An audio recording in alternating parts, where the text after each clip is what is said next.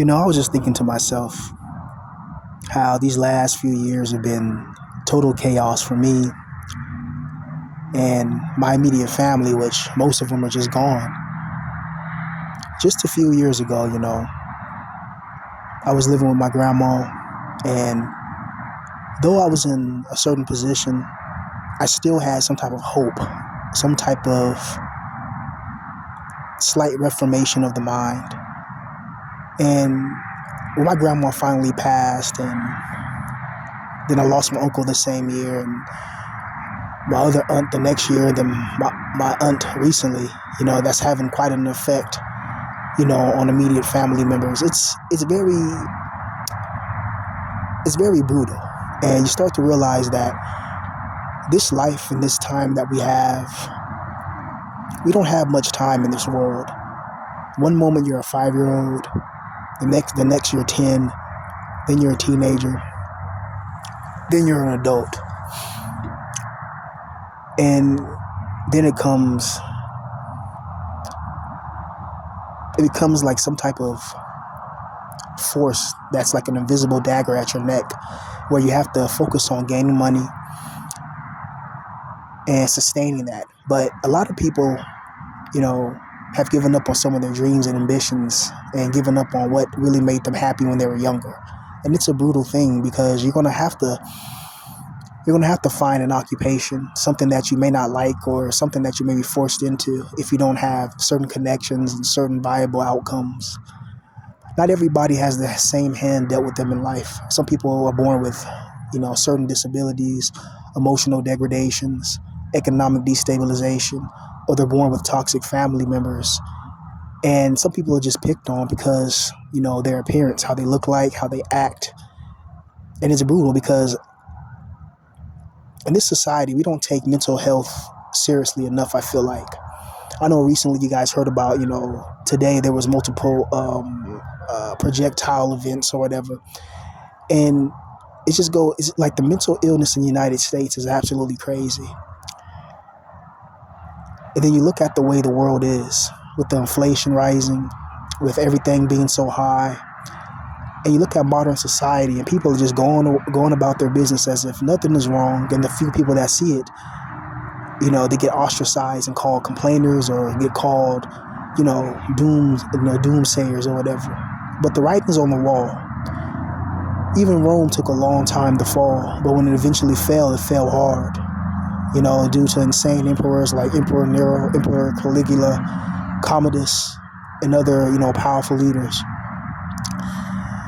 You see, the fomentation of destabilization, it starts small in such a giant country, but then when it becomes too unstable, it all collapses instantaneously. And I know a lot of people in certain positions, go through a lot of things in life. But to keep getting hit with certain obstacles in your life when you're trying your hardest to get out of certain economic loopholes, and you're trying to find love in your life. But then, the world has its place. You see, we already know guys in our position, the lone wolves, the people that kind of just mind our business and stay to ourselves most of the time. People always find a way to try to mess with us or bother us. And we know that whenever you get around people, you start to see a lot of problems. Whenever you're by yourself, whether you live by yourself, whether you are in a motel, or when you're just by yourself and you're alone, you notice that you don't have to deal with other people's toxicity. You have to deal with other people's emotional fluctuations, and you get to just enjoy yourself. You get to play your Xbox. You get to smoke your weed if you're into that, or have your drink or whatever. You get to watch your anime. You get to actually just enjoy yourself. But it's when you're forced into situations where you have to interact with certain people that are toxic, that's when all the problems come. That's when the jealousy comes. That's when the envy comes. That's when the backstabbing comes. That's when all these problems erupt. I noticed in my life that a lot of my problems really come from a lot of different type of people that I be around, or that I'm forced to be around. It's why sometimes just being alone and isolation, it can lead to a mental rehabilitation.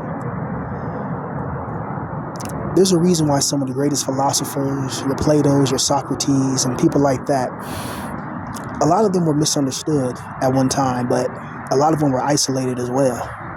Some of the greatest geniuses of history isolated themselves from the common, dribble. It's absolutely brutal, though, when you start thinking about it. When you're a person that, let's say you're a single guy now. It's Christmas time. It doesn't even feel like Christmas. I mean, I remember a long time ago when it was Christmas time, there'd be like a unique smell in the air. My grandma would buy this big Christmas tree and decorate it, and there'd be gifts everywhere. Like, it's like 1998. I'm old, and it was just amazing then. Nowadays, Christmas doesn't even feel the same. I don't know what it is. It's just the world just doesn't feel the same. It feels like everything's going faster. It feels like knowledge and spiritual acclamation is not really prioritized. It's like a society of NPCs and a nation of drones. It's absolutely brutal once you realize that. For a while, I spent a lot of time, when I was neat, I spent a lot of time reading, reading different books on philosophy, reading different books on the human mind and the human psyche, and just expanding my overall understanding of this existence we find ourselves in. And you look at the world today and you wonder, what's the real point of this world? Is the real point of this life just to work every day, pay bills, and be trapped in that cycle forever, while certain individuals get to become Twitch streamers, multi-millionaire YouTubers, and live the life that you can only dream of and imagine, multi-million-dollar mansions and anything they can ever desire? You see, most NPCs in the world, they don't go through the exact accumulative problems that you go through, which is why when you tell them the problems you're going through, they look at you like you're crazy. They look at society as something to be upheld and something that's right, but not as a prison that it is. It's a carefully disguised prison, and you got to look at it carefully and concisely. From the chemical compositions that are integrated into our food, from the rapid advancement of artificial intelligence, from all of these different types of things. I remember my grandma saying a long time ago how when she was in Oklahoma, like, she would have like a garden because they grew up on a farm, and they had horses, they had pigs, they had natural things that they grew themselves. And nowadays, most people get their food from, the grocery store, things of that nature, which is fine, right? But I think everybody should have like a little private garden, or having some type of skills when it comes to like growing your own vegetables, your own fruit, or whatever it is. Because let's just say a zombie apocalypse happens, right? Then everybody's going to be rushing the stores, rushing all the places that everybody else is going to be at, trying to get the food and resources and, harbor it themselves and hog it themselves. And it's going to be absolutely brutal. But I don't know, man. I feel like something's coming in the future of the world that's going to truly destabilize humanity and all this insanity. There's going to be something that's going to be coming. I don't know if it's artificial intelligence, quote unquote revolution, or anything like that, but it seems like humanity's on the verge of something. And I think once the proliferation of artificial intelligence really becomes more defined in our lives, we're going to see it. It'll probably take another 70 years or something like that before you start seeing like robot police and robot this and robot that. It start looking like the Metal Gear Solid series, or any type of anime you watched with that. But it's interesting, Sometimes I really wonder, the capacity for humanity, thinking about going to other planets, other moons, other realms, other dimensions, or whatever. Think about the mysterious, beings that are classified. Think about the secret installations or the sensitive installations they call them, like Area 51 and other subsequent installations. And you just think, what are they hiding from the people, And how come there's always some type of oppressive system in place? There's always some type of rules and restriction in place for a lot of things when it comes to people trying to expand their minds. What I mean is, Terence McKenna said this a long time ago, the legendary philosopher Terence McKenna, he was talking about how the government regulations on like shrooms and mushrooms and stuff like that, how that's a bad thing, how everybody should have a psychedelic experience at least once to open up their minds to all types of different perspectives. But the modern day society just has you packed like a lab rat inside a laboratory. You wake up, you get dressed, you go to work all day. Maybe you don't like your boss, maybe you don't like your coworkers, but you have to work all day to earn that almighty American dollar. Then you pay bills, then you rinse and repeat, and if you're lucky enough and you have a lot more money, then you're able to do a lot more things. But it sucks that we're restricted because of money. I know some of the most creative people in this community, in the NEAT community, and some people send me some amazing art. They're great artists, they're great poets, they're great writers, but they're working at maybe a low-paying job or something like that, or maybe they're not working at all, and they're in their 20s or even in their 30s or some even older, and they're just trapped, and they feel like, is this all there is to life? And then to add insult to injury, they don't have no love life. They don't have nobody in their life that's special. They have nobody to share their life with. And they feel like they're being held hostage by their own emotional degradation and just by their own emotions that just fluctuate. Because there's only so long you can keep on coping and keep on hoping. There's only so long you can keep on playing your Xbox, playing your PlayStation 5, smoking Kush or whatever, before you need that real, genuine love. And then you got to think about the society and the people you're surrounded with. Most people are NPCs. It's just, most people are easily manipulated, brainwashed, believe everything the government infrastructure tells them. Don't think outside the box, don't have critical analyzation skills. They just take whatever they see on face value, knowing that you live in a multi-dimensional world. There's always the two different things. People don't know about secret societies, and we already know about the J word, but we got to be careful because you know how YouTube is. But it's very fascinating, man, how this whole world, man, is built.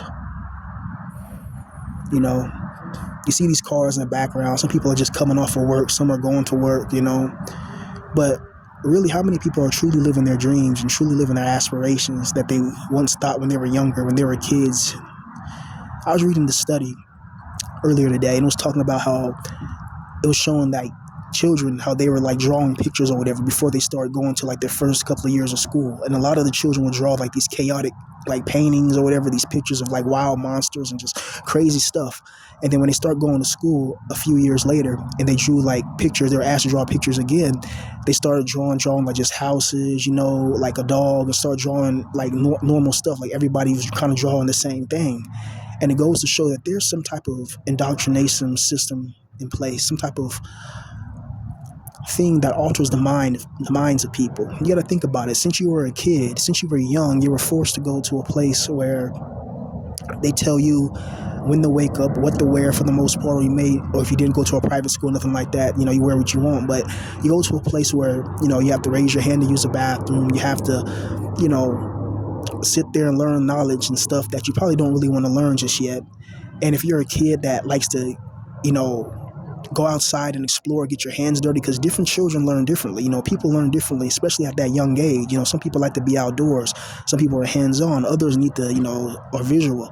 Others are more hands-on. And for them to just facilitate it all to one monotone type of learning program is just brutal, And then it's the college thing, and I'm hearing about Gen Z. I'm hearing Gen Z right now. They're absolutely suffering. A lot of them, hard time finding employment, hard time trying to stay focused, because they grew up on the era where YouTube was the biggest thing. I heard that most young people now want to be famous YouTubers. They want to be famous Twitch streamers. They think that that's going to solve their problems, or they're going to make it. And let me tell you, from somebody that had a dream one day, when I was younger, as kind of as big as that. When it pertains to music, it's not what you know, it's who you know. This world is all about connections. If you know the right person, you can go far in life. You can be the most talented individual on the earth and put your stuff on YouTube and have your own website and all that. But if nobody knows who you are, or nobody gives you that initial push that can actually change your life, you're going to be stuck in that position. It's absolutely brutal.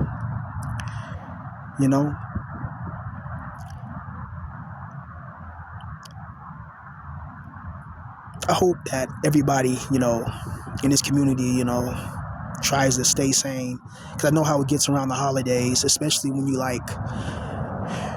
when you're lonely or whatever, you don't got that significant other in your life, and that's what you really want, but instead you got to go another year in isolation and desolation. It's absolutely brutal, but we got to stay strong.